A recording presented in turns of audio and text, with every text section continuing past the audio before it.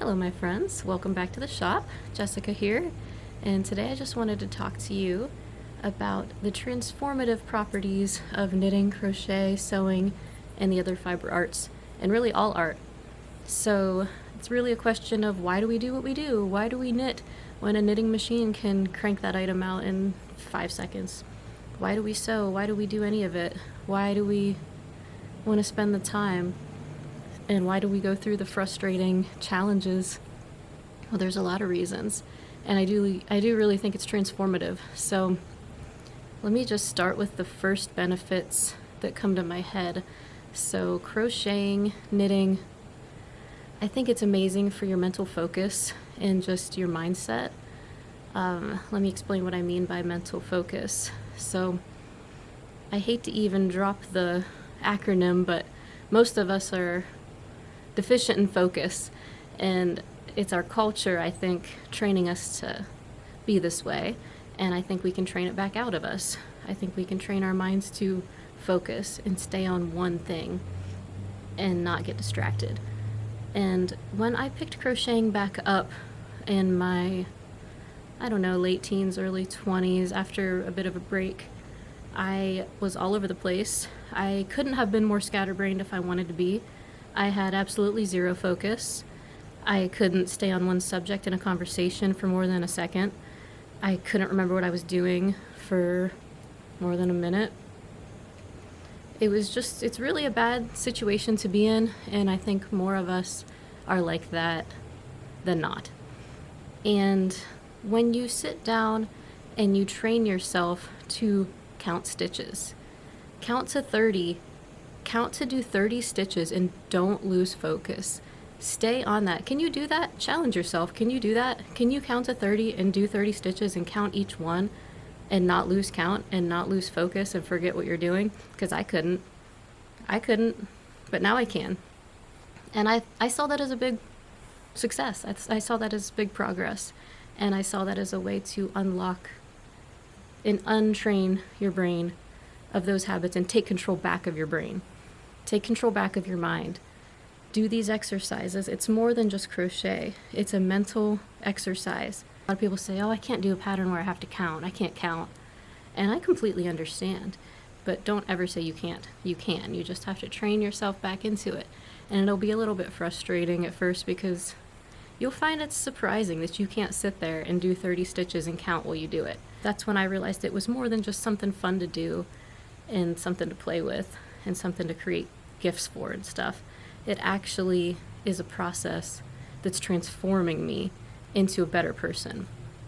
And that's what I really love about it. And that's what really got me hooked again. So that's why I'm still here. So developing focus is my number one favorite benefit to crochet and knitting and other things like that. So what else is there? Well, I see this in my kid students a lot. The confidence boost of creating a whole finished piece in that awesome feeling when it's done.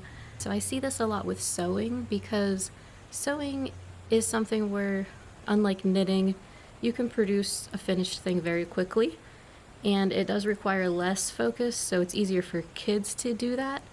So sewing is a great way to boost confidence in kids and adults.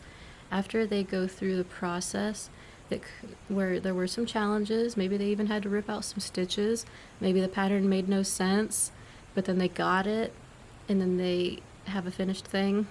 That feeling is just addicting, and it's great. So anything that's going to make you feel good about yourself, make you know that you are competent, capable, and you can do anything, that's a good thing in my book, and sewing really gave me that. I remember making different sewing projects and I was just so excited to find a new pattern that used a new technique that I didn't know how to use. Or I would be so excited to just dive through the manual of my machine and try all the different capabilities that it had so I could learn different things like how to use the blind stitch, use that on a shirt that I made, how to use a cover stitch, use that on a different shirt I made. Just go through all these things because you're going through all these things, you're learning all these things, and then at a certain point, an amazing thing comes over you and you realize you can do anything. You realize you can make anything. And at first you didn't believe that. At first you thought, well, I could maybe make this easy skirt, but I can't or am not ready to tackle this jacket. Now I know there's nothing I can't make. There's nothing I can't do. And sewing helped me realize that. So that's another way these arts are transformative. I went from a person who believed I was incapable to now a deep knowing that I am capable. And I want you guys to have that too. So come to our sewing classes or check out our videos on sewing and knitting and crochet. So how else has it been transformative for me and for my friends? Well, it helps you make friends. It helps you build a community. It gives you something to talk about with other people that do it. And it just magically makes people come together. Something about knitting, if you spot someone in public knitting, you almost have to go say something. So it's brought a lot of friends my way. It's made me a lot of connections. I have a whole community of friends now, and I really didn't before. I had a few friends, but now I have a real full community.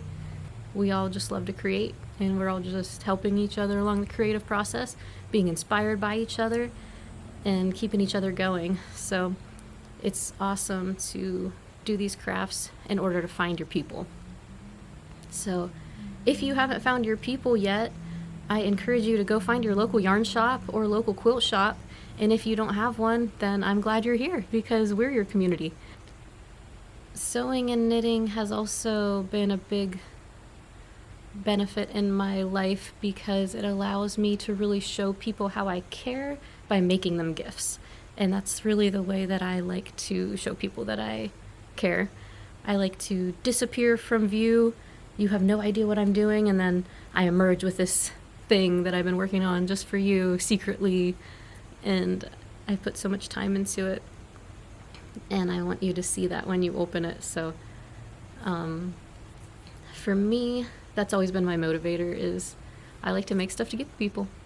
So if you like to have special gifts to give people, and if you want to give people treasures that are heirloom quality and or just unique or just fitting to their style or fitting to their taste, if it's clothing, fitting to their body properly, it's just better to have handmade things because we don't all have the same size, needs, tastes, and yet we all go to the stores and buy just whatever's on trend that season because that's all that's available. You know, you can only get this fit of jeans. You can't get your fit of jeans anymore because that's just not what's available in the stores.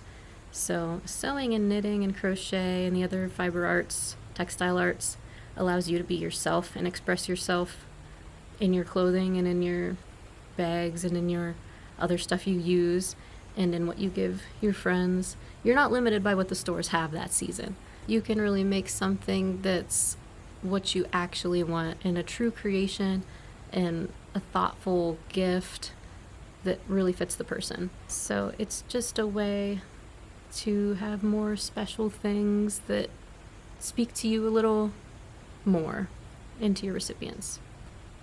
And then another big benefit to sewing, knitting, crochet, etc. kind of goes back to the focus thing, and that is just having that meditative, relaxing time and just having that time for yourself. It's very important to stop all of the craziness and just be.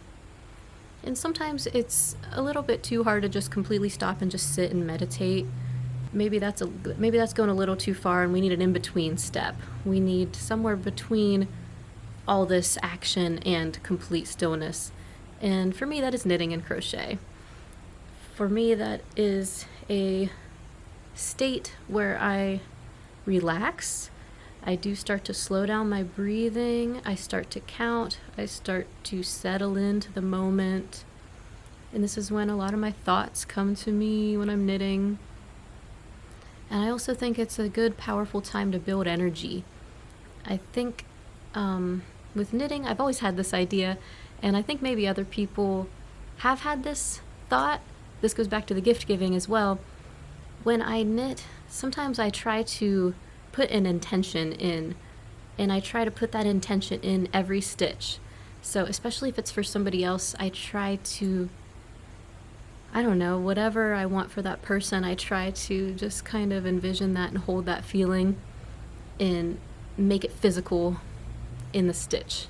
So I think that's why people make prayer shawls, because you're praying as you make each stitch, and then by the end of it you have this embodiment of those positive like wishes that you have for the person. I like that. I think that's transformative in the three-dimensional reality. So it's kind of like manifesting. Not only is it an in-between state between full action and full stillness, it's also an in-between state in the physical and the mental. So it's a way of bridging the mental, all those energies, stitching, and then it's physical. That's how I see it. So just my thoughts there. I hope you try knitting. I hope you try crochet. I hope you try sewing. I hope you love them all. Let me know in the comments what you think. What is your favorite benefits to these crafts? Do you think it's transformative, or do you think it's just something fun to do? Maybe for some people it's just something fun to do, and that's fine too. You need to have fun. So let me know what you think. If you thought this was interesting, please give my video a like and consider subscribing to my channel. Click that subscribe button for me, please. Thank you. And thanks for watching. I'll see you next time.